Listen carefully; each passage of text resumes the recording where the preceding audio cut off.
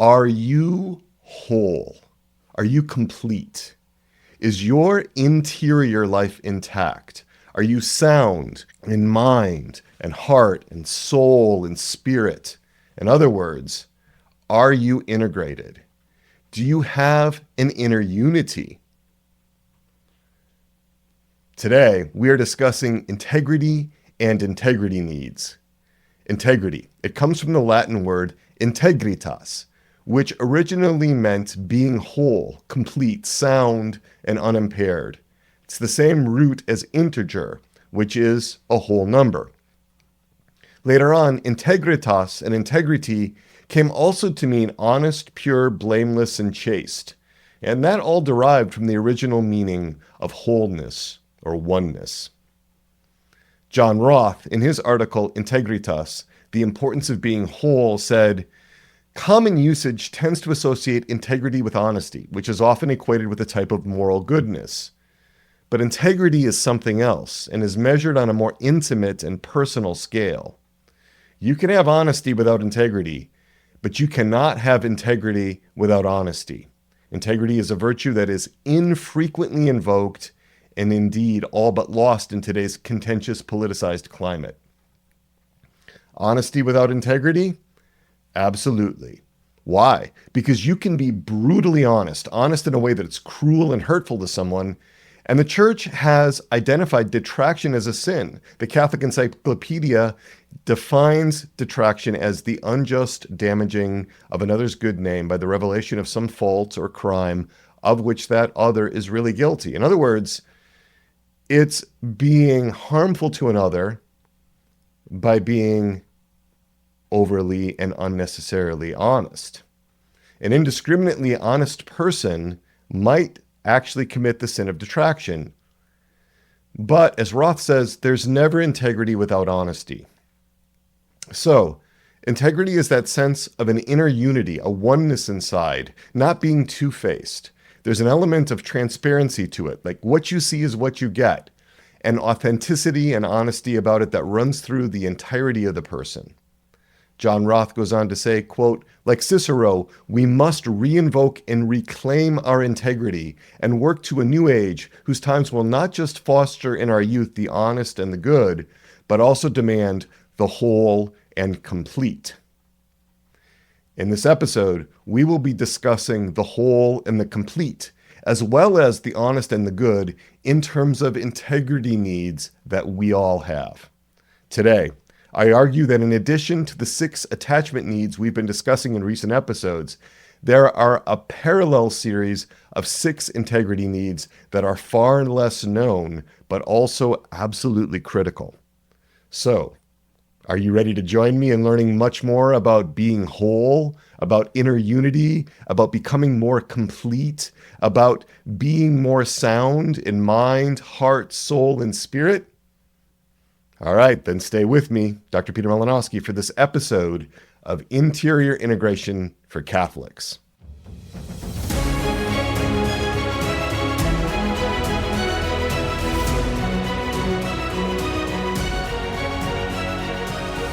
I am Dr. Peter Malinowski, also known as Dr. Peter. I am your host and guide in this Interior Integration for Catholics podcast, and I am so glad to be with you.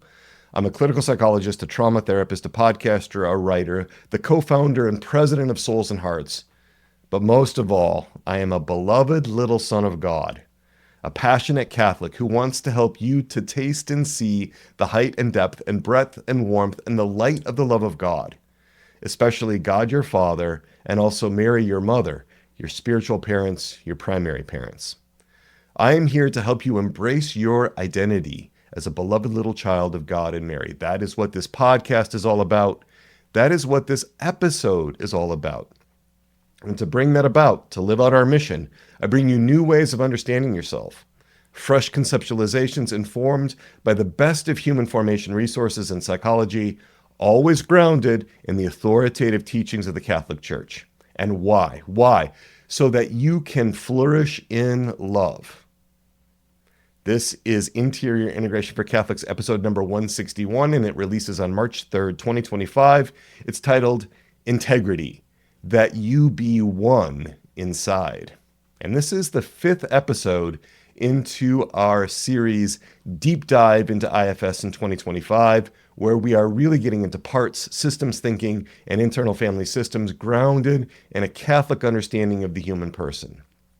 And today, it's a solo cast. I decided to do this one by myself. It's been a long time. You actually have to go all the way back to episode 135, about 11 months ago, for the last solo cast. But it is so nice to be able to be with you more directly, to be able to talk with you directly once in a while. So let's just review the attachment needs first. I know we're going to be talking about integrity needs, but just a review of the attachment needs. We have been discussing attachment needs quite a bit. That's been the focus of episodes 154, 155, 156, and 160, when Catholic psychologist Dr. Peter Martin has joined us as our expert guest.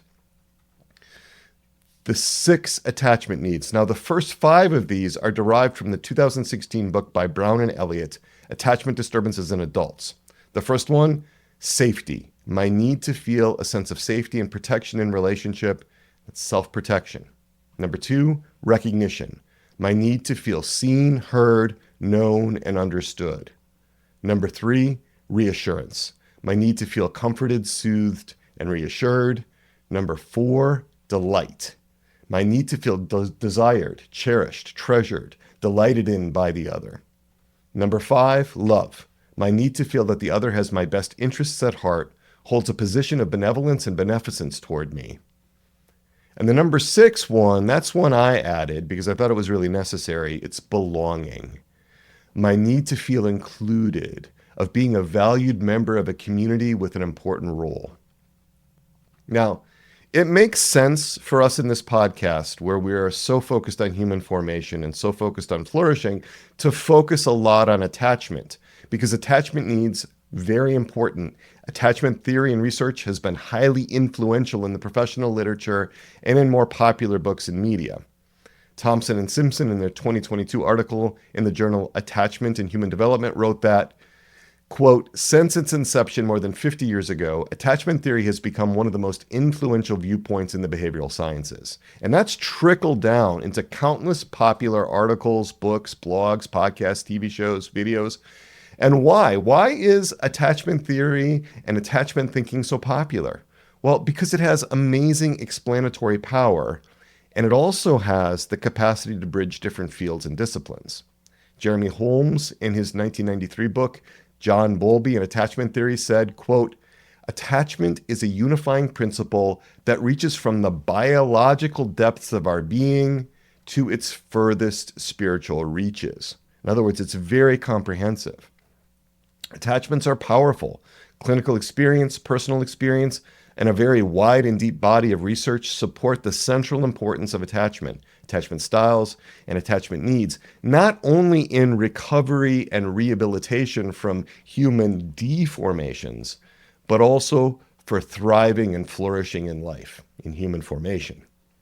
Patricia Crittenden, in her 2008 book titled Raising Parents, Attachment Parenting and Child Safety, writes that, quote, attachment, even a transitional attachment, can make finding a new pathway forward possible, end quote. And that is what we are all about at Souls and Hearts, finding new pathways forward, pathways that lead us to thrive and flourish. And we do that by focusing on your human formation. Human formation is the basis of all formation, according to St. John Paul II. It's foundational. And we are doing the human formation arithmetic so that you can do your spiritual formation algebra and your intellectual formation geometry, and finally the applied mathematics of pastoral formation, as I laid out in episode 134 of this podcast. Now, as we've talked about before, each part has an attachment style, and each part has attachment needs. Different parts hold different attachment needs which drive their agendas. And just as a review, because we love that spiral learning, what are parts? Well, parts feel like distinct, independently operating personalities within us, each with its own unique prominent needs, roles in our lives, emotions, body sensations, guiding beliefs and assumptions, typical thoughts, intentions, desires, attitudes, impulses, its own interpersonal style and worldview. Each part also has an image of God. Each part has attachment needs and integrity needs, but not in the same measure necessarily. So what are these integrity needs? Integrity needs are the needs that parts have for wholeness, for unity, for soundness of mind, heart, soul, spirit, and body, the original definition of integritas. They're the needs that parts have for integration, right? And if we don't have this, we end up with fragmentation inside, disconnection, division, discord, internal conflict, and rebellion. And if we have all that going on inside, we are going to have that in our external relationships too. We have this on the authority of Scripture from St. James, who said in his letter, chapter 4, verse 1, "Those conflicts and disputes among you, where do they come from? Do they not come from your cravings that are at war within you?" He's telling us in the Scripture that the conflicts and the battles we have externally reflect the battles and the conflicts we have going on internally, the cravings that are at war within us. Integrity needs are also the needs we have for goodness, for virtue, to adhere to a moral code, to my principles. So let's just highlight a little contrast between these integrity needs and attachment needs. Attachment needs are all about bonds to another person or to other people. They can also be about attachment taken inside, like Richard Schwartz talks about. That's what IFS is all about. For right now, we're just going to look at attachment needs about being about bonds to another person or to other people. Attachment needs are all about relationship, all about connection, mutuality, acceptance. Integrity needs are all about me as a single person, about being whole, intact, about being complete, about being inwardly coherent, inwardly united.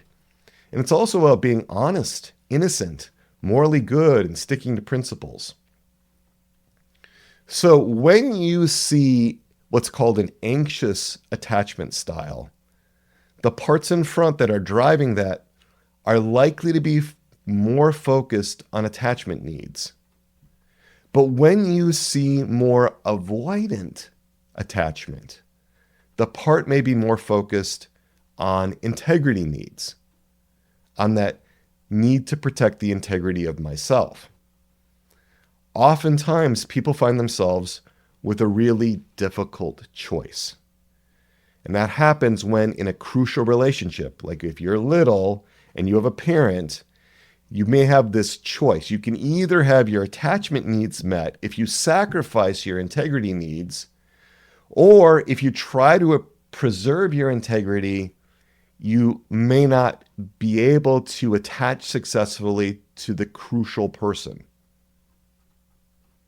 Not every relationship allows for both integrity needs and attachment needs to be met simultaneously. That's an unfortunate reality for so many people when they're growing up.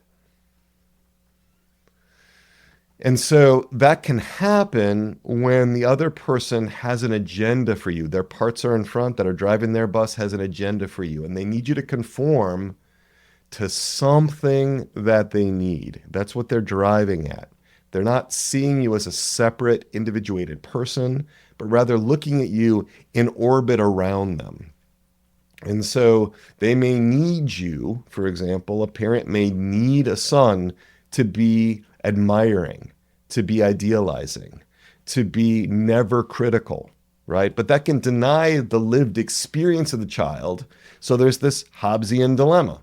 Do I go along with dad's agenda for me and do the hero worship thing and sacrifice my own understanding of my experience, my own integrity, and stifle parts that are crying out against that?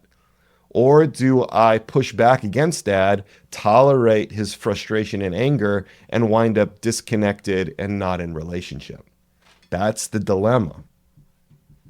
So I came up with these 6 integrity needs over decades of work with accompaniment of other people in various ways. And I've noticed that a lot of times these 6 integrity needs were neglected. They were often overshadowed, if you will, by a focus on the attachment needs.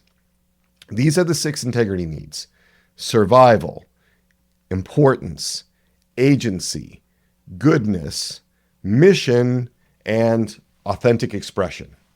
All right, so let's go through these one at a time, right? Survival, importance, agency, goodness, mission, and authentic expression. So let's start with survival. All right, what is it briefly? Well, survival is my need to exist and to survive. Pretty straightforward. Next one, importance. That's my need to matter in the world, to be significant. Agency. That's my need for autonomy, to be able to exert influence on others and to make at least a small difference in the world. It's agency. Goodness. This is my need to be good in my essence, in my person, but also my need to be morally good. Number 5, mission. My need for a mission, a purpose, a vision to guide my life. And number 6, authentic expression. My need to share and communicate with others what feels true and real within me rather than have to pretend otherwise. Right, so that's the brief summary of these 6. And again, just to list them: survival, importance, agency, goodness, mission, and authentic expression. Now we're going to go into a deeper dive for each of these. Right? Survival.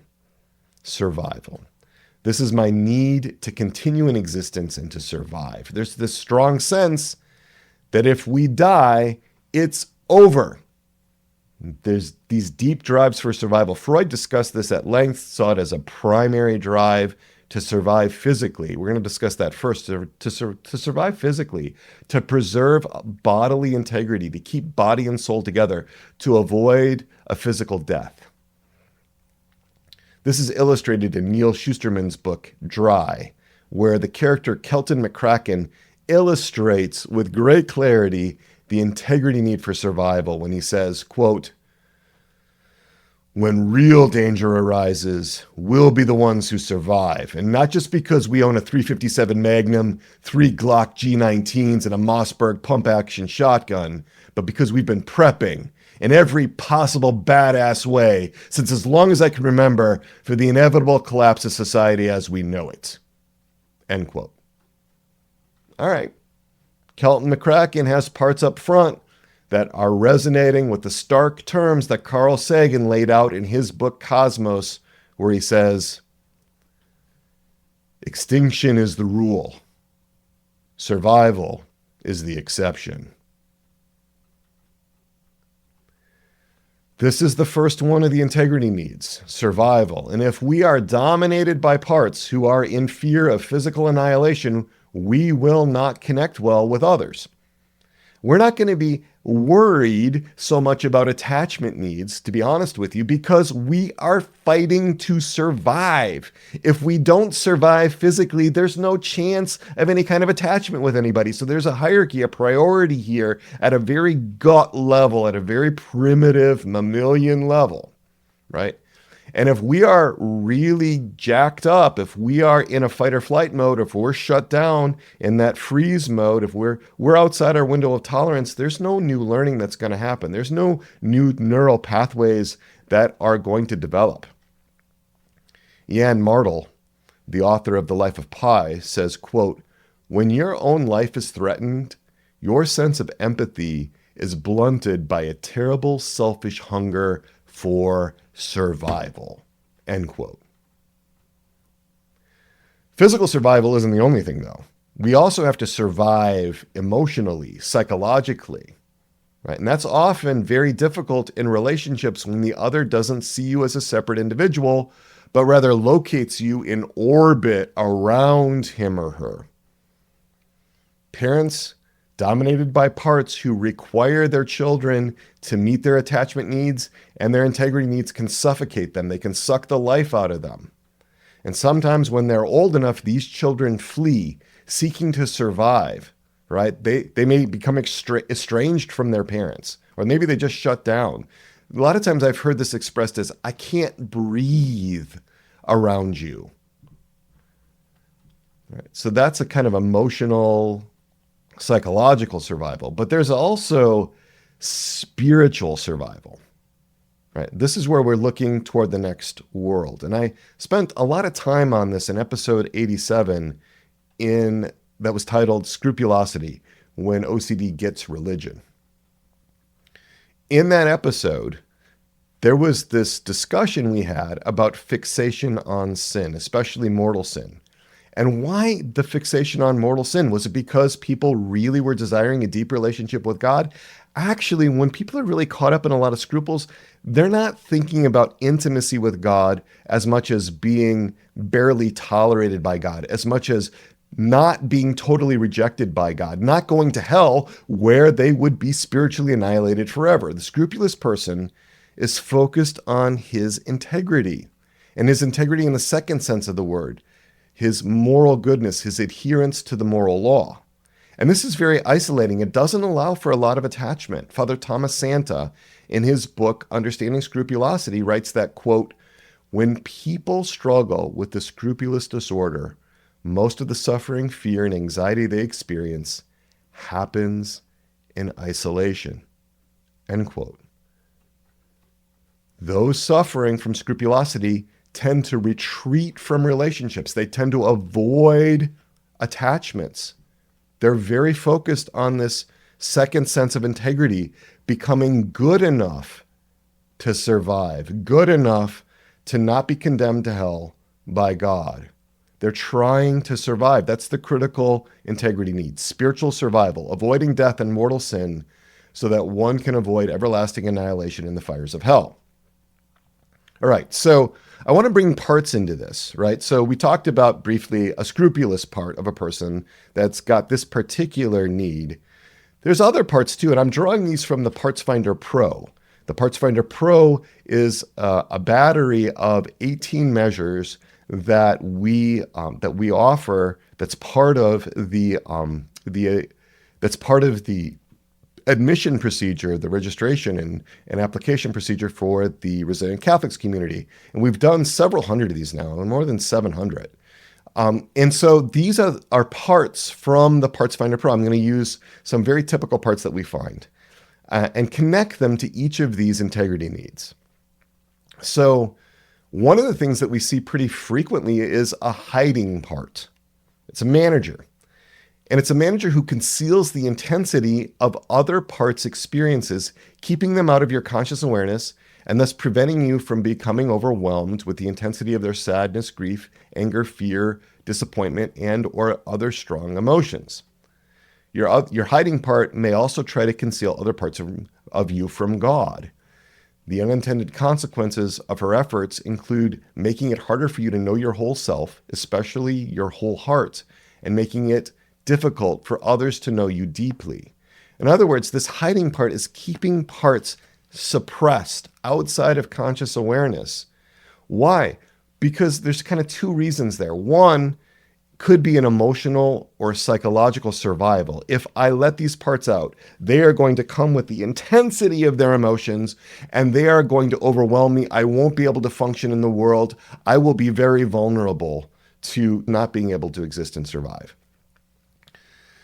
The other one also may be these parts are unacceptable to God. If I let these parts out, there may be blasphemous swearing. There may be intense desires, sexual desires that are disordered. There may be all kinds of anger and rage that could, fuel impulses that would be really harmful, that would be really sinful. So there could be a survival element on the spiritual side too, especially if one believes that those sorts of things could lead to mortal sin, and if there's death, then going to hell. Another part would be an emotional distancer who proactively protects against the experience of emotions, finding them dangerous because of their propensity to overwhelm you.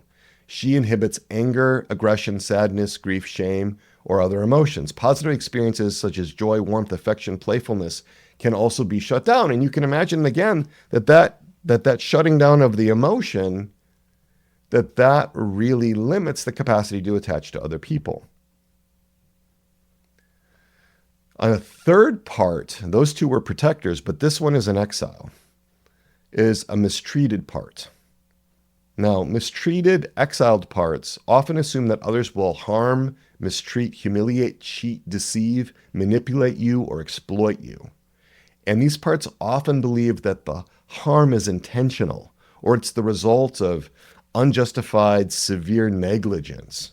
And so consequently, mistreated parts distrust other people. They're suspicious and fearful of others, including God. So they're very hesitant. They're very much like that horse in the scene of the horse whisperer, very distrusting of human beings, right? Often because of betrayal trauma. And so those parts may be very much more focused on integrity needs and not so much on attachment needs because of the deep issues they have with trust. All right, so that is a summary of what's going on with that integrity need of survival. Let's move on to importance, right?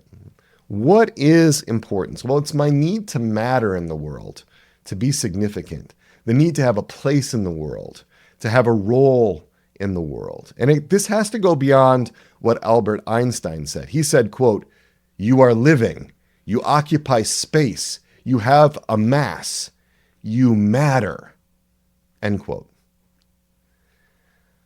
I don't know about you, but I have never found that that kind of approach would be helpful, right? Like to say you occupy space, you have mass, like, okay, that's hardly inspirational, but maybe that's the kind of therapeutic intervention that a theoretical physicist can offer. I don't know.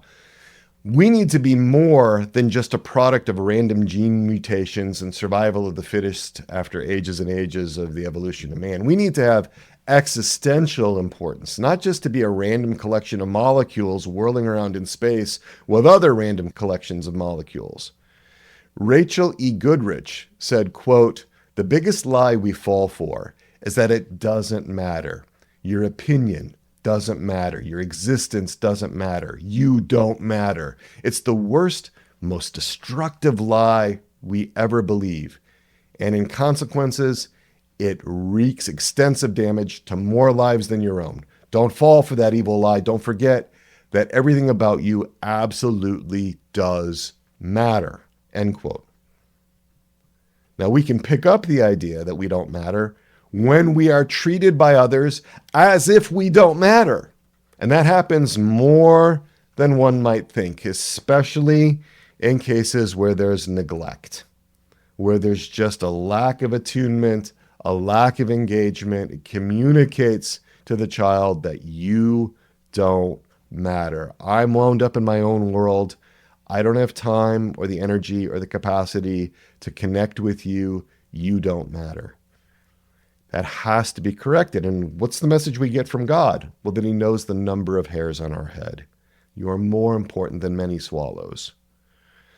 We need to be important because of our intrinsic beings, to exist as important independently of any other human being's opinion or valuing of me. And I need to matter because I am my unique me, irreplaceable, not replicable in the universe, the only one. Danielle Dobie said, quote, "You are worth finding, worth knowing, worth loving. You and all your 1,000,000 layers. Always hold that close." Close quote. I need to have a place in the cosmos, not to be just a forgotten little creature whirling around on a forgotten little planet in a tiny little solar system on the edge of an insignificant galaxy. I need to matter. Hafez said, quote, "I wish I could show you when you are lonely or in darkness the astonishing light of your own being," end quote. Importance. Importance. And again, this is not just importance in relationship. This is a sense of being important in my own right, independent of any relationship with another human being. Not drawing my self-worth from the opinions of other human beings, but because I'm made in the image and likeness of God. I'm important. What kind of parts may really be motivated in one way or another by this integrity need of importance? Well, one is a self-absorbed part who attempts to protect your exiled parts from further humiliation, shame, and degradation by seeking the admiration, respect, and esteem from others. Her intense focus on preserving your dignity and integrity causes her to be very inwardly focused, unable to attune well to others' internal experience, and not readily able to consider the needs of others. When your self-absorbed part does not receive the affirmation she craves from others, she can become frustrated and angry. Her longing for affirmation occurs in both natural and spiritual relationships. She deeply desires recognition and approval, and when these are not sent, she may devalue and blame others. Okay, this is not about entering into relationship with others, though. This is about using the feedback from others to bolster a really fragile sense of self-worth. It's an instrumentalization of others. It's not about a real relationship with others. It's about seeking out others for narcissistic supplies. And I talked a lot about this in the series I did on narcissism. That is about a deep sense of inadequacy, a deep sense of worthlessness. That's one kind of part that is struggling with a sense of importance. Another one is a controller who works hard to try to protect you against feeling inadequate and not good enough. The controller enforces a disciplined control over other parts in her efforts to carry out the mandates of your internal critic or maybe your Catholic standard bearer. This part exerts pressure for excellent performance to protect you from being shamed by others or experiencing shame within your own system. So much of these integrity needs are about warding off a deep sense of shame, especially that sense of shame around being worthless, inadequate, not enough, not good enough. Your controller imagines that if she manages to do everything perfectly, nothing bad will happen. And your controller may undermine your sense of self-worth and ontological goodness because there's always this pushing for more, pushing harder. All right, so that is importance, right? We've covered the first one, which was this survival, then importance. That leads us now to agency. Right. So what is agency? We're going to get into this in greater depth. That's my need for autonomy, to be able to exert influence on others and to make at least a small difference in the world. I need to not be a victim of circumstances. Charles Swindoll said, quote, "Life is 10% what happens to you and 90% how you respond to it." And at some level, I think we know this. We have this sense deep inside that my destiny can't be completely determined by the fates, by powers beyond my control. Susan Jeffers said, quote, "You are innately designed to use your personal power. When you don't, you experience a sense of helplessness, paralysis, and depression, which is your clue that something is not working as it could," end quote. There's this sense that I've been given a will, a free will, and I need to exercise it freely. I need to make my mark in the cosmos.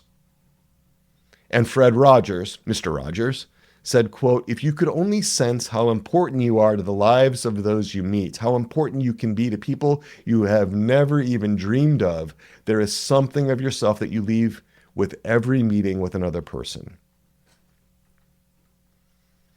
Now, this integrity need of agency can sometimes be denied and undermined. It can go unmet when parents overprotect a child. We're talking about helicopter parents that are trying to save their children from any discomfort, from any sense of failure, from any damage to their self-esteem. Brene Brown, in her book Rising Strong, said, "Hope is a function of struggle.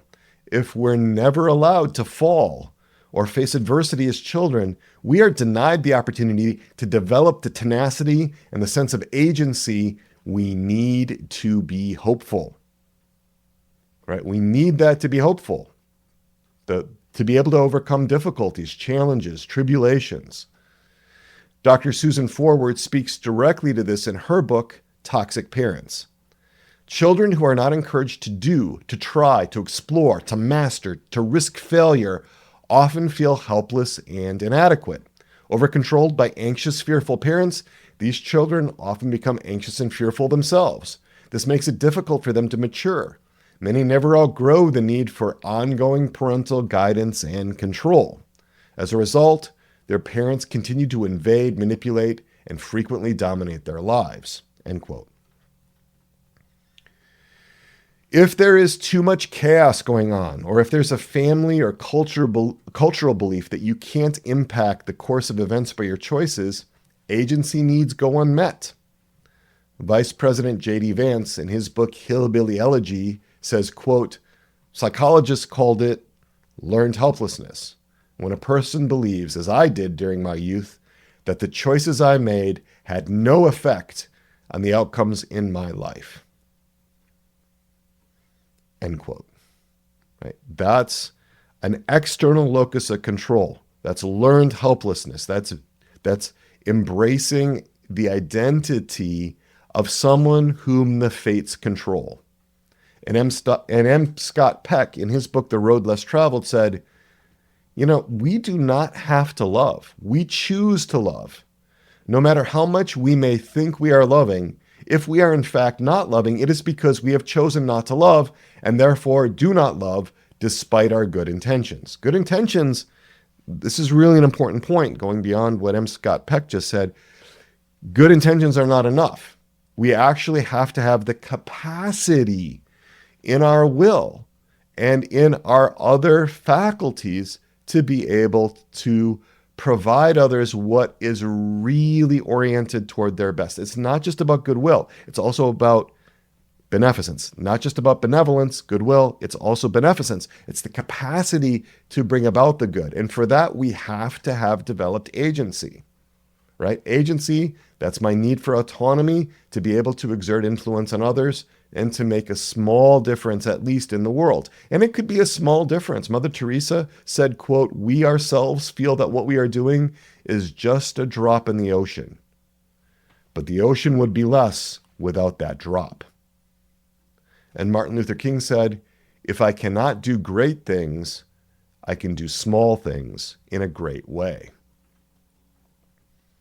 All right, so what kind of parts might be really caught up in this integrity need of agency? Well, the first one I'm going to mention is an autonomous part. And she may believe she must do everything herself. She finds comfort in a sense of being in control, has a need to be seen as competent from others. She works really hard to complete tasks, follow schedules, maintain order and control so that, at least in her estimation, things run smoothly.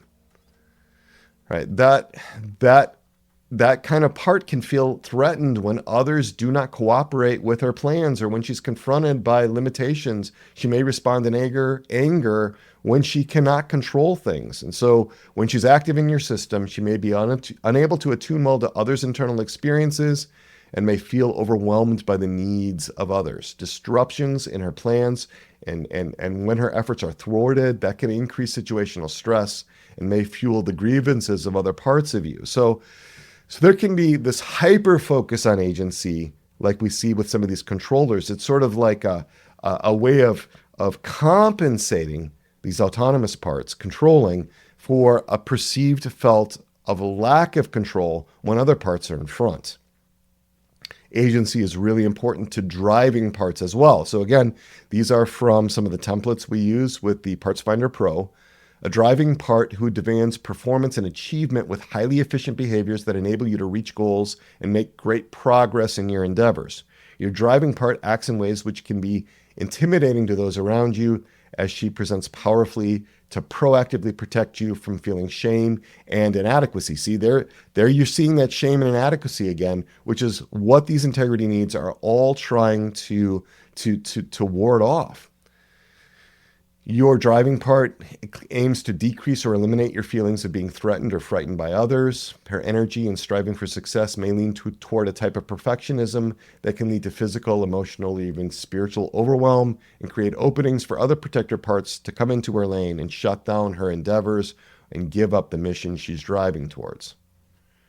All right, so again, that's another example of how agency can become hyper important, right? When there are other parts who are feeling totally out of control or like they have no capacity to impact the world.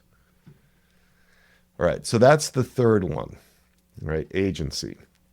So we've covered survival, importance, and agency, and that leads us now to goodness. Goodness. And this is my need to be good in my essence, to be good in my person ontologically, and my need to be morally good. So we have two levels there. We have ontological goodness. I'm not just good for what I do. It's not just to do good, that my actions are functionally useful or valuable or pleasing to someone else, or that my actions are morally good, but that I am good in my being. There are so many people that do not have a deep sense of being ontologically good, good in their essence. So many parts. That is such an alien idea in any kind of felt way. I mean, people may know the catechism answers to those sorts of things. They may be able to rattle off how, they are made in the image and likeness of God, and so they are good and very good and so forth, but they're not feeling it. Right? So we need to experience a sense of ontological goodness in my bones across my parts.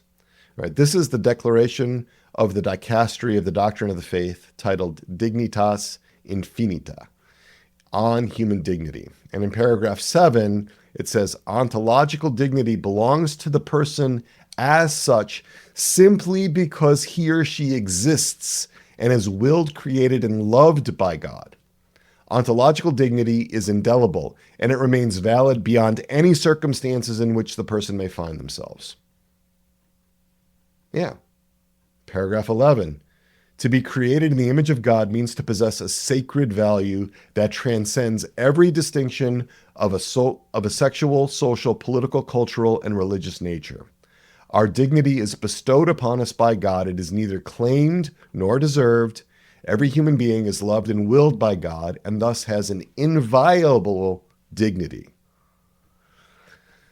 All right, so again, we can understand that, we can appreciate that intellectually. That kind of sense of dignity, though, comes when we have been cherished and treasured by others and have felt that deeply. And it helps when it's happened from more than one person, because then the parts can begin to triangulate and say, oh, others have treated me with this dignity. And so therefore, it's not just that I have risen to the level of being lovable and loved because of their particular idiosyncrasies, but because there's something intrinsic and essential about me that calls for that response. We have an example of this in the novel Speak by Laurie Hulse Anderson. And this is where Mr. Freeman, a teacher, says to Melinda, a student, quote, "You're a good kid. I think you have a lot to say. I'd like to hear it," end quote. It's a really significant line in the novel because Melinda's got a lot of issues and no one seems to believe in her, to trust in her. She's not on others' radars very well. Now, we want to make sure that we are tuned into this, because if we don't get the first sense of goodness, we might try to overcompensate with the second sense of goodness. If we don't have a sense of being ontologically good and that we have sacred value simply because we exist, because God created us in his image and likeness, we may try to compensate on the other side of goodness, which is that moral goodness, and that can bring up perfectionism.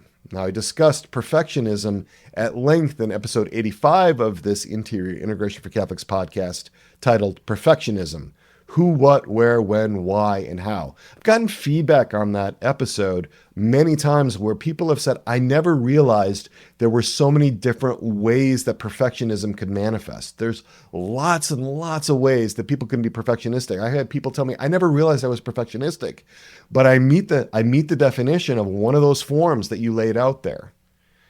And it's really important. And we have an example of this, an example of how perfectionism can get in the way in John Steinbeck's novel, East of Eden. Now, that is a difficult novel for a depth psychologist to read, because it just lays bare so much trauma and so much grittiness, so much deformation at a human level that happens in response to trauma. There's a lot of trauma described in detail in that book. But one of the heroes in that book, Lee, says to another, quote, "And now that you don't have to be perfect, you can be good." Right? I'm often heard saying, the best is the enemy of the good. And if we have to be perfect in order to be loved, because that's what this can escalate into, right? Because this model of trying to become morally good enough to be loved is really a form of Pelagianism. It's trying to earn the love of God or trying to earn the love of others, right? And it never works. It's like being a hamster on that wheel. The faster you run, the faster the wheel spins, but you don't make any progress going forward. All right, so that's where it can mix in with attachment needs, the need to be good enough to be loved, right? Because what happens is if I was not loved by critical people when I was growing up, the parents, for example, I can assume, parts of me can assume that it was because I was not lovable. If I become good, then maybe I can become lovable, and then maybe I can be loved. Right? So what kind of parts might be caught up in this sense of goodness? Well, one of them is a Catholic standard bearer, right? The one that holds the standards, who functions as a good girl in your system. And I'm using the example all for women here for some reason. I don't know why. Well, it's what I pulled off of the template for the PFP. So, you can substitute, a good boy if you're a guy, okay?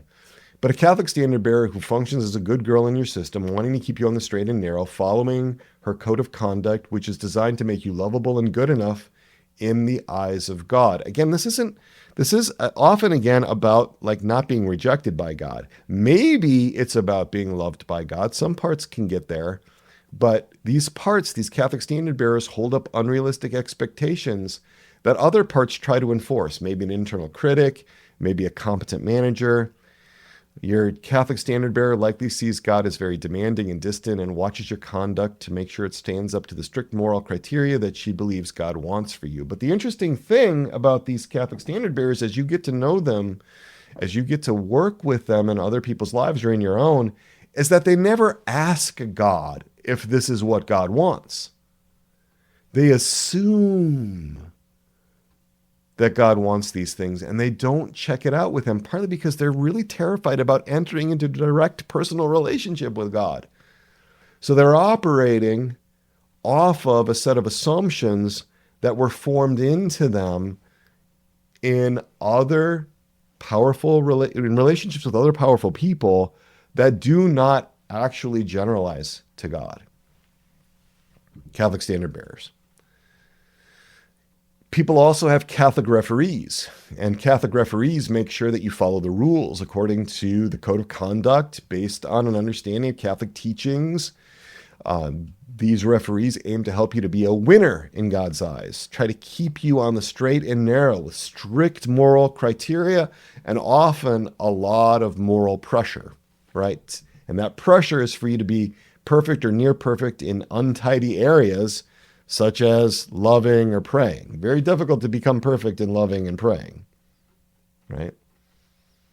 Also, there could be a mirror part who attempts to protect you from further humiliation, shame, and degradation by seeking the admiration, respect, and esteem from others, right? Trying to hang on to your dignity, trying to hang on to your integrity. And so this mirror part can be really active in your system. And when that happens, it's not easy to focus on other people and on what their needs are, right?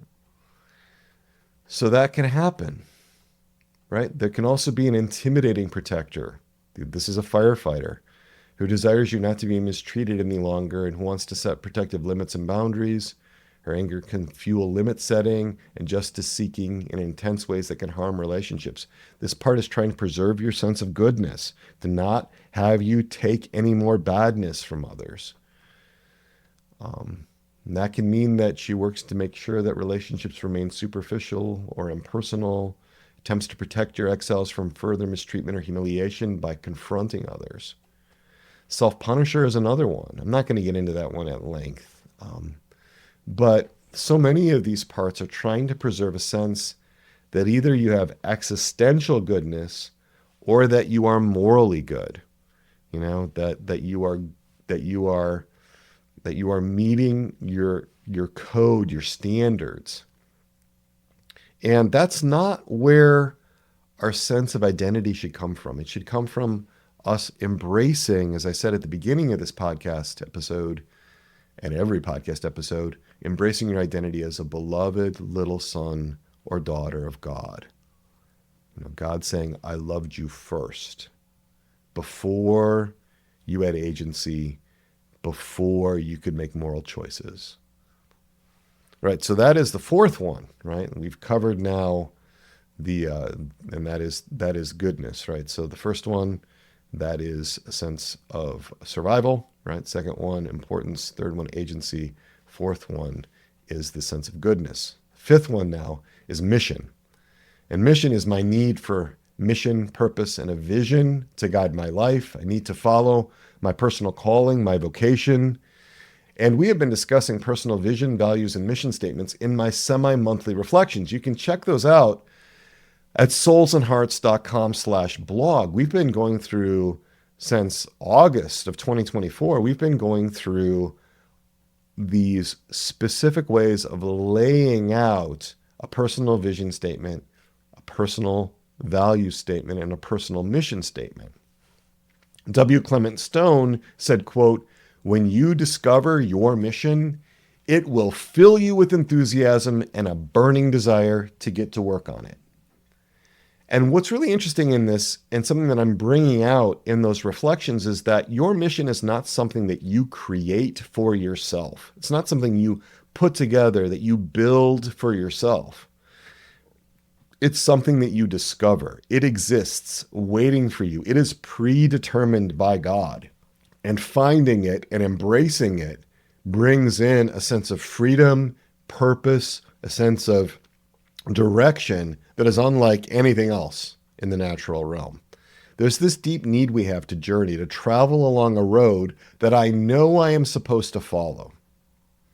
And Coulter Reed, in his article, Why Everyone Should Have a Personal Mission Statement, says, quote, a mission statement serves as a personal constitution, giving us a framework to guide our decisions from our life plan all the way down to the heat of daily battle, end quote. I need something to live for, something to die for. Hearts need this, something that makes meaning out of the sufferings and hardships of life. Mark Twain said, the two most important days in life are the day you are born and the day you discover the reason why. Stephen Covey, in his little booklet titled How to Develop Your Personal Mission Statement, says, quote, the power of the personal mission statement lies in your vision and in a commitment to that vision, that purpose, and those principle-centered values. They will control your decisions, determine your outlook, and provide the direction for your future. I need something much bigger than me, something to conform my life to, something or someone who calls me.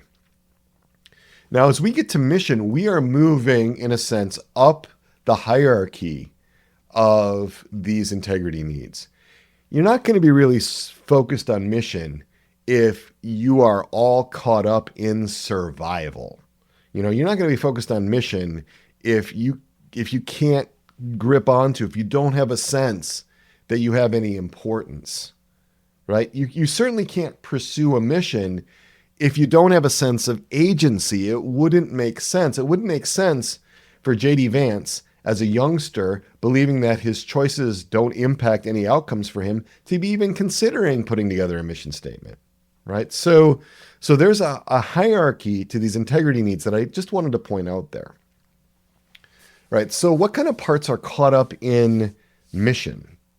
Well, we have these do-it-myself manager parts that may believe that they have to do everything themselves. They have to work hard at completing tasks, following schedules, planning, organizing, to make things work out, to follow a plan.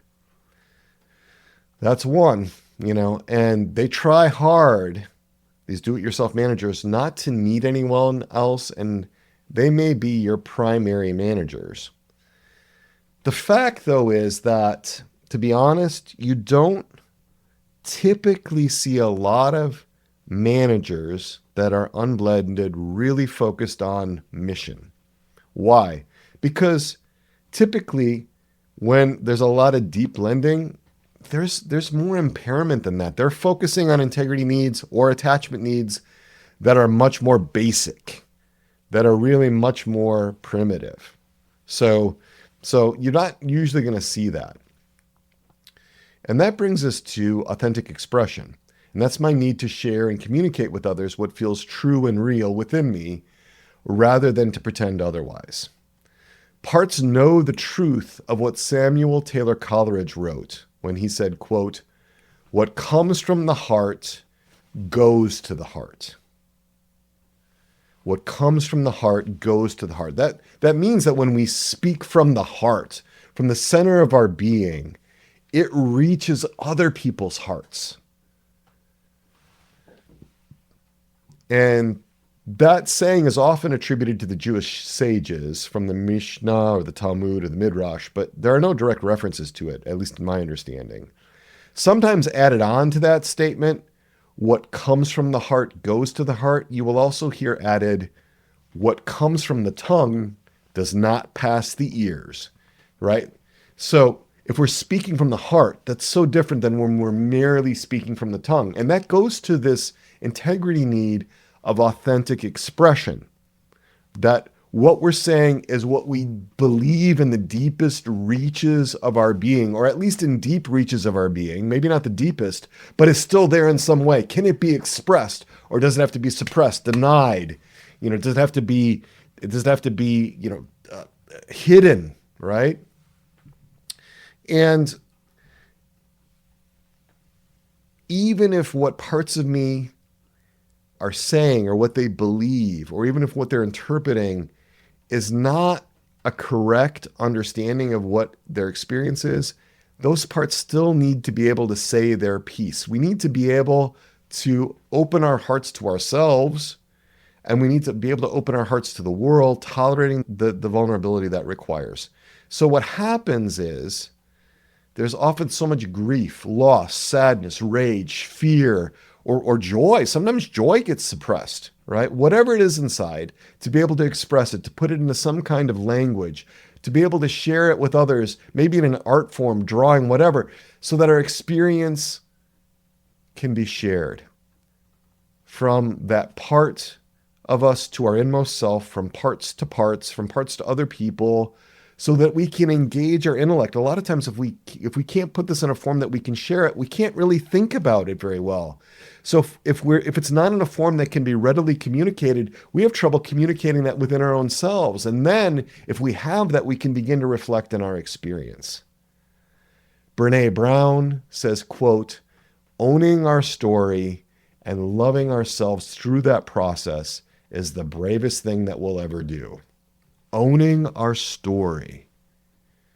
That means owning not just the words and the narrative themes of the story, but the emotions, the desires, the misunderstandings, the misperceptions, all of it in its incredible untidiness, all of it in its disorganization, all of it in its fragmentation. We need to be able to own that to bring it together. We need to be able to say, yes, that is going on within me, instead of trying to play this massive game of whack-a-mole with all these elements that come up in our story that protector parts can't tolerate, trying to push them right back down.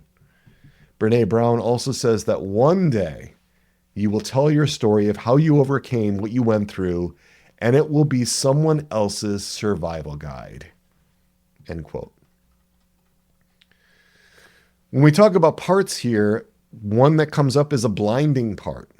A blinding part whose primary protective function involves preventing you from experiencing any meaningful internal awareness of your feelings and emotions from other parts. Her strategy involves turning your thinking and understanding from an internal focus to an external focus. When she is active, you may find it very difficult or impossible to feel your emotions or express them. She may allow very strong emotions and sensations to be brought into conscious awareness from time to time, but the discrete emotions held by your exiled parts are kept deeply hidden, making you essentially blind to them when she is active, when she is blended in your system. Her strong defenses make forming and maintaining close relationships very challenging, as she directs you away from experiencing intimacy, which she considers too dangerous for you. Your blinding part may significantly complicate your attempts to grow in personal closeness with others who are reaching out to you and who are open to forming attachment relationships with you, real bonds with you. That happens with God too. So there we have the 6 integrity needs: survival, importance, agency, goodness, mission, and then this final one, which we just discussed, which is authentic expression. So let's go on to how integrity needs are met for parts. How do we actually meet the needs of parts? Well, first, we connect with the part, right? We try to create these conditions of safety, right? So that we can actually develop a relationship with the part. You know, we start with those attachment needs. The first one being that felt sense of safety and protection. And then we move on to recognition, right? Parts being seen, heard, known, and understood in a way that feels safe enough, right? Then we can begin eventually to connect with the part's need. Parts are phenomenologically very young. They're like little children. And so we want to really appreciate that not every part is connected in fully with what we know intellectually. That may be accessible only by some of our manager parts, not by these exiled parts. So what I thought we might do, just to kind of practice some of this, and again, we do so much of this in the Resilient Catholics community. We do so much of this in the Formation for Formators community. I want to give you a little taste of the kinds of experiential exercises that we engage in. This is just an exercise to connect with your manager parts. We're not going to be focusing so much on the exiles, not so much on the firefighters, but your manager parts, the parts of you that handle your day-to-day needs, right? Just going to invite you into a relationship with them and a conversation with them about their integrity needs. And again, as always, this is not a clinical service. We're not doing therapy here. This is an experiential exercise. This is like a guided meditation. This is an invitation for you to encounter you to encounter your parts. And as always, there's no pressure. You can stop at any time. If you don't feel like this is working for you, there's no problem in stopping this. You're welcome to also take what's valuable and take what's helpful and leave the rest behind. You're welcome to pause the recording and stay with the theme if you find that you're really connecting with a part about this. If you're noticing for some reason, and I don't expect that this is going to happen, but if you're noticing that you're leaving your window of tolerance, that you're moving into fight or flight mode, getting into that hyper arousal, really revving up, or if you're dropping into hypo arousal where you're just like numbing out, you're moving into that freeze response, stop the recording, get yourself regrounded. You know, it might be good to get curious about that, talk about it with somebody. Could be a sign that, you know, you might benefit from working with someone else that you trust with this theme, a therapist, a coach, somebody that you think is wise and can be helpful. And again, this is something to do when you have the time for it. Like this isn't something for like when you're driving or if you're making dinner or you're working out. This is something for when you have some quiet time and some quiet space. You can skip over this if you want to catch the rest of it, because there's a few more things I'm going to do after this and come back to it when it's convenient. This will be, you know, saved for you for when the time is right. So, but if this is a good time for you, then I'm just going to invite you to just notice for a moment what's going on inside. Just kind of check what's happening in or around your body.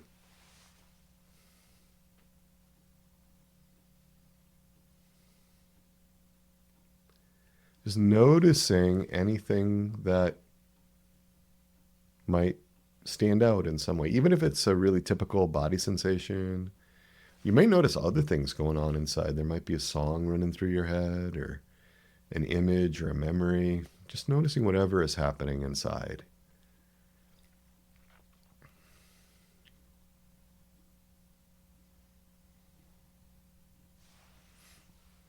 Whatever is happening in or around your body or in your psyche as well. I mean, just noticing whatever might be going on.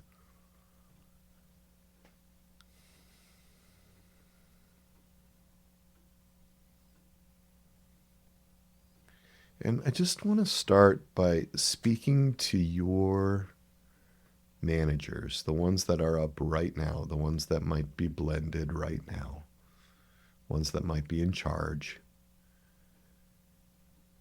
that I really appreciate your intentions, the efforts to try to keep you safe.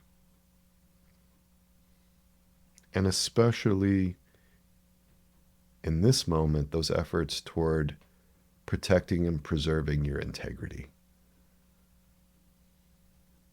So often managers catch so much flack, so much criticism.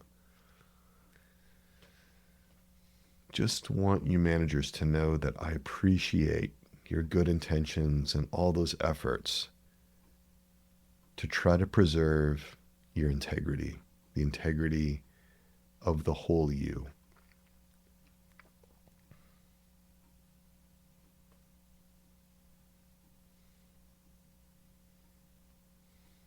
And I'm just going to invite you in your innermost self and other parts that might be with you, might be present, to see if you can have a big open heart toward these protectors that are prominent right now, these managers.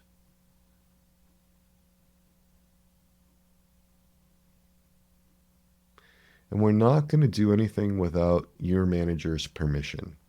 Managers, you have veto power here. If in this experiential exercise I offer you something or I make an invitation to something that is not suitable, you don't think it's right or good for you, don't do it. We won't do it. Don't do it. I'm serious about that. Because there's reasons why protectors have concerns.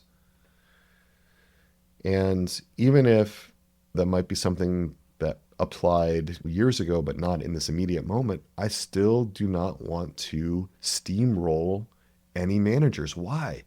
Because of integrity. I'm serious about this integrity thing. I really am.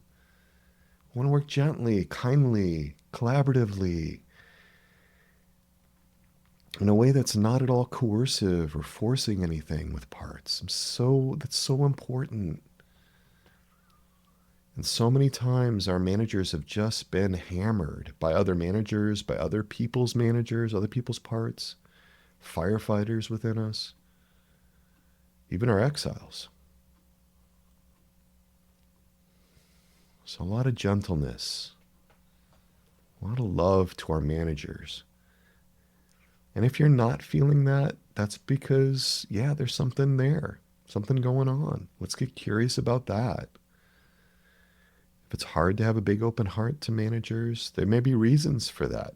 There are reasons for that. Sometimes managers use means that are really, really heavy-handed, maybe even abusive to ourselves, to others, various ways.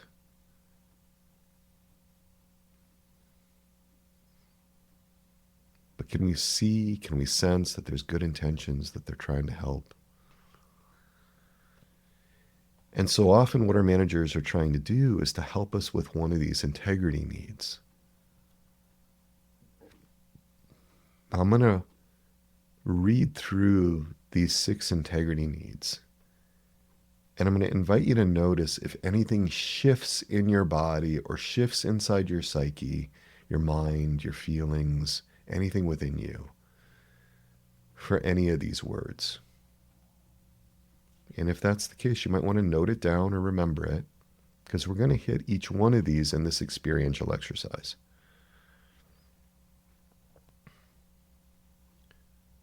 Survival.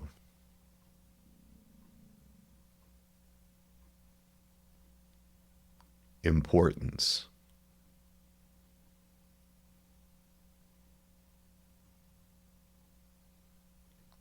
Agency.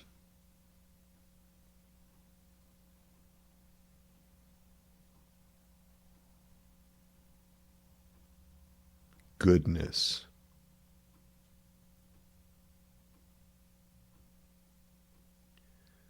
Mission.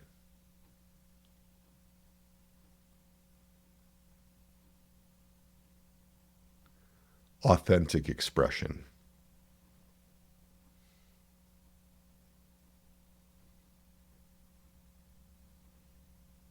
Just noticing which one of those, maybe there was more than one, just brought up something. Parts might be communicating with you about integrity needs, might be in ways that are surprising, maybe in ways that are unexpected. That happens a lot. Survival, that need to exist to survive. Just curious if there's any part that is really focused on survival. And maybe it's physical survival. Maybe there's a medical condition, an illness, something that's chronic. Maybe there's something that's terminal where that could lead to death. I mean, what part is dealing with that if it's going on? Bodily integrity.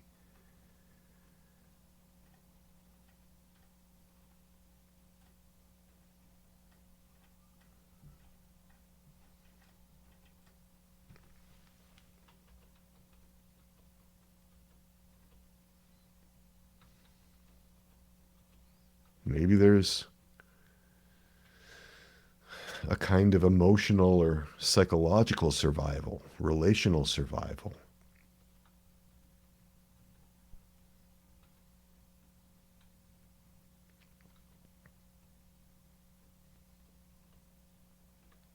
Maybe there's memories coming up or images.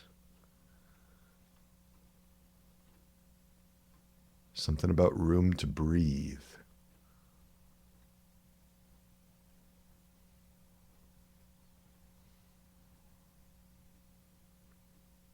Maybe there's something spiritual, right, around survival. Fears of hell, damnation, fears of being isolated forever.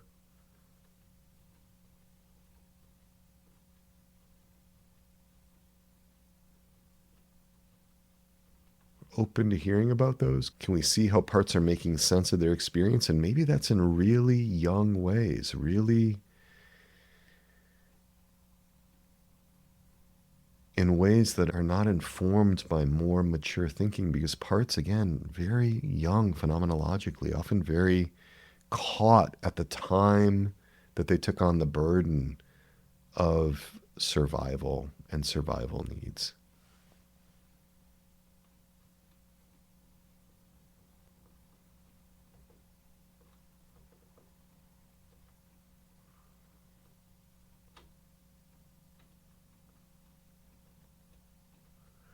So the second one is importance, right? That need to matter in the world, to have a place, to have a role in the world. It's got to go beyond having mass.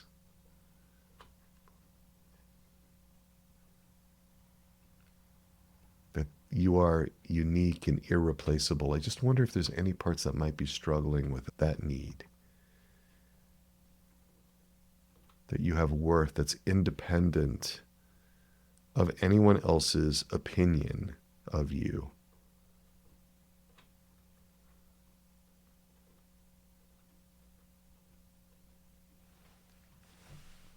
Just wonder if there's any parts that think that you're forgotten, that you've been left out, left behind, disregarded. Parts that may have been carrying the experience of being treated that way by others. How did they make sense of that?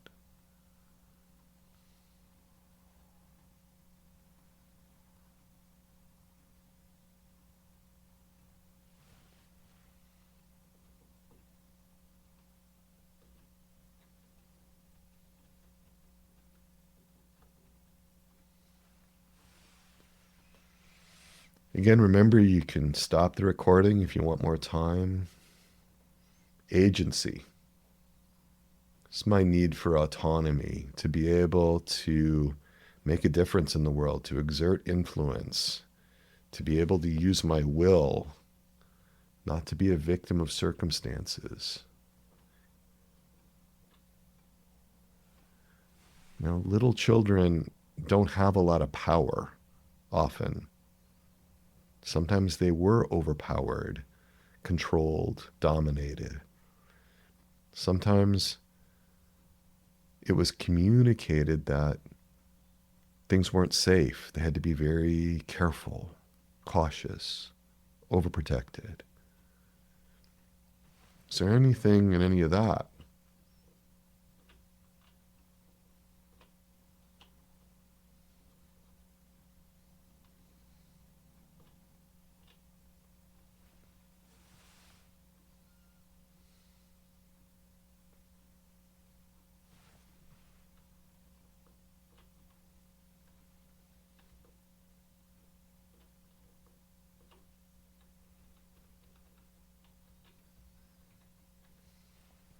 And then we come to the fourth one, the fourth integrity need, goodness. This is the need to be good in my essence, to be good in my person on the one hand, and then also to be morally good on the other hand. That ontological goodness, and then also moral goodness.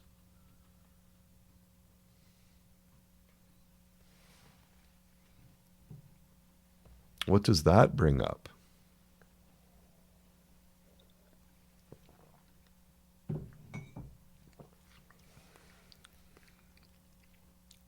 Parts struggling with shame. Kind of two kinds of shame, one of being rejected and embarrassed by others, the other being worthless, inadequate.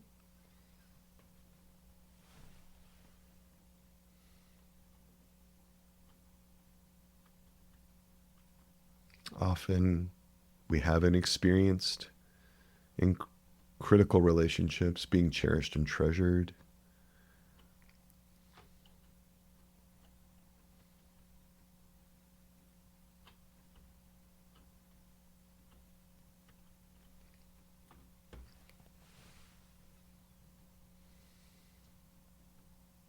Just have a big open heart to any parts that are struggling with anything around goodness.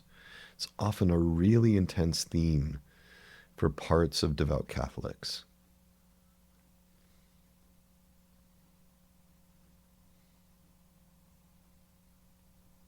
And then mission. This is my need for mission, purpose, a vision to guide my life.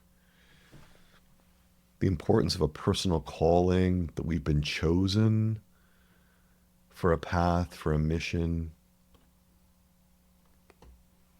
The need for something to live for, something to die for, something to make meaning out of the hardships and sufferings of life.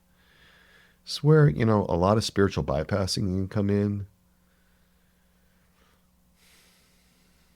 Parts maybe struggling around mission. Just really a big openness to that.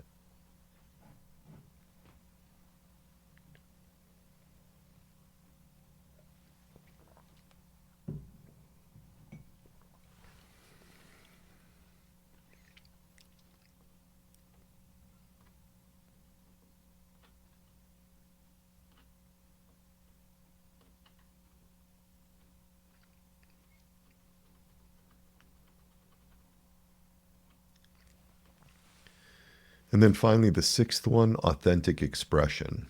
It's my need to share and communicate with others what feels true and real within me, rather than pretend otherwise. To speak from the heart, for parts to be able to share what they really feel, what they really believe, without being condemned, judged, corrected, without being told in one way or another that it's not right to think or feel that way. Parts will conform to reality and to what's true and good and beautiful when they're loved.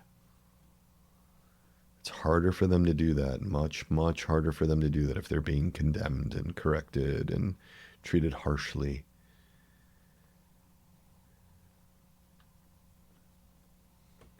Often this goes to exiles that have not been able to speak about what they've experienced and how they made sense of their experience. Is that an issue for any of your parts?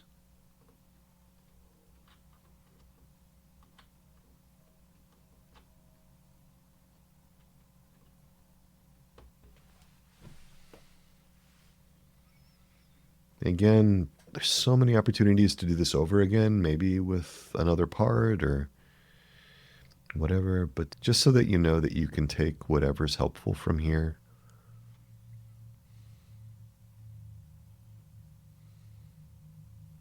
A lot of appreciation for parts, creating space for other parts to be heard, for contributing to a sense of safety in hearing something of the story around integrity and integrity needs. We want to do this in a way that respects the integrity of our entire being, and in so doing, respects every part. And that doesn't mean that we endorse or embrace parts that may have some distortions. Expect that. I expect that.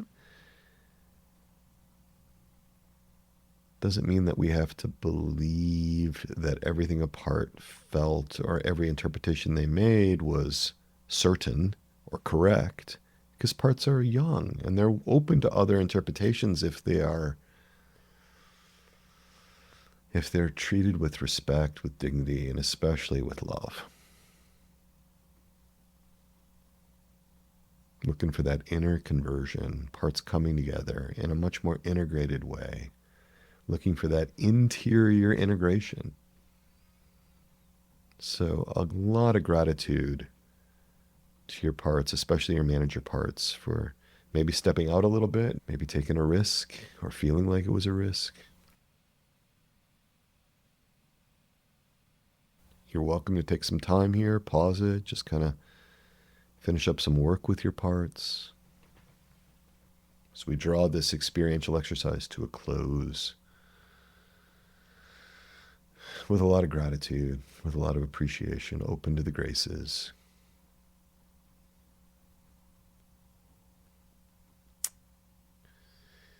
And you are welcome to share with us what that was like in the comment section of YouTube for this episode 161. Would love to hear if it feels right and good for your parts to know how that was, right? So always looking to connect with folks. If you post something in the comment section about your experience, I will get to it within a week. So my key takeaway for today: integrity needs. The needs for survival, importance, agency, goodness, mission, and authentic expression. Those needs are critically important and often forgotten or neglected. I am offering you this recommendation to connect with your parts about their integrity needs as well as their attachment needs. Now, every now and then, I want to let you know that I am really open to feedback about anything regarding this podcast or about my reflections or anything else that we generate as content for souls and hearts. Especially if there's anything that seems to violate anything that is the definitive teaching of the Catholic Church. I really want people to reach out to me and correct any errors. What we're talking about here in terms of parts and systems thinking and all of these anthropological implications that they bear with them, it's very speculative, right? So it's quite possible that we might share something that is not fully in accordance with what we know to be true by faith and morals. And so it would be an act of Christian charity to fraternally correct me if something like that happens. So I'm really going to encourage you to think about that and to do it. And when you do that, I'm going to ask you to see if you can give me some citation, right? It's not so helpful if you say, well, I think a priest 20 years ago in a homily said this, and it didn't agree with what you said in episode 152. See if we can get it, to some other source. Like here we have, Fundamentals of Catholic Dogma, or the Christian Faith. This is another nice compendium of doctrine and dogma. Or the classic, right? Denzinger, right? Heinrich Denzinger. Can we find something in here? Or, really the Catechism of the Catholic Church, excellent source for these kinds of things. I want you guys to be thinking in terms of those kinds of things. I'm really open to being corrected. I mean, one of the things, I got a correction about a year ago where I used to talk about parts being separate, but Dr. Peter Martin and I were talking about this, like, it's better to say that within a person, parts are distinct, right? Because if we say separate, it may imply that there's like a separate little person in there when there's really not, right? So that was an important correction for me. I really valued that. So I have a deep sense that I'm responsible for everything that I say, and that, every word I'm going to be accountable for, right? Not to a judgmental, harsh God, but out of love for him, I want to make sure that this is as tuned to the truth and to the beauty and the goodness in Catholic teaching as humanly possible.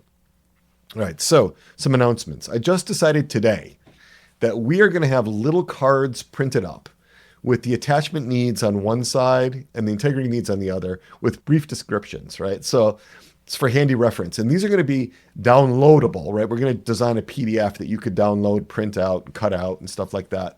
Those are going to be downloadable. They'll be in the episode description on YouTube. So come to our channel, Interior Integration, the number 4, and then Catholics, Interior Integration for Catholics. Go to episode 161, and there'll be a link there that you can download a PDF of that handy reference for the attachment needs and the integrity needs, because I reference those all the time.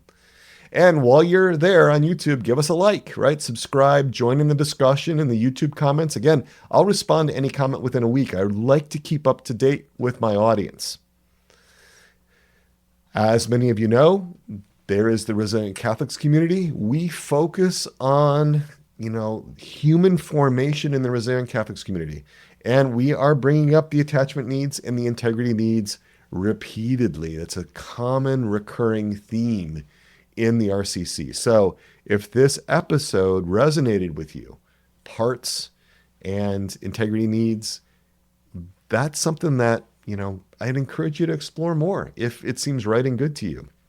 We open the community right now. We're opening it every February, June, and October. So June will be the next one for our 10th cohort coming in. If you are a formator, a therapist, a priest, a spiritual director, a coach, anyone who accompanies others individually, we work with these attachment needs and these integrity needs in the Formation for Formators community. You can check that out at soulsandhearts.com. The one for the RCC is soulsandhearts.com/RCC. The one for the Formation for Formators community is at soulsandhearts.com/FFF. Our upcoming episode is 162, and I am super excited about this one because it's titled Your Parts and Your Body. Bridget Adams will be hosting that episode, and she will be with Jennifer Marr as co-host, with Marion Moreland as the expert guest. It's going to be excellent, and I am so looking forward to seeing it. I'm actually not going to be involved in the production of that at all. I'm taking that one off, and Bridget, Jen, and Marion are going to run with it, and that's just going to be awesome. There's so much about the body and parts that we need to know, that we need to understand in this deep dive into IFS, grounded in a Catholic understanding of the human person, that we're doing here in Interior Integration for Catholics in 2025. So with that, we will draw this to a close by invoking our patroness and our patrons. Our Lady, our Mother, untie her of knots, pray for us. Saint Joseph, pray for us. Saint John the Baptist, pray for us.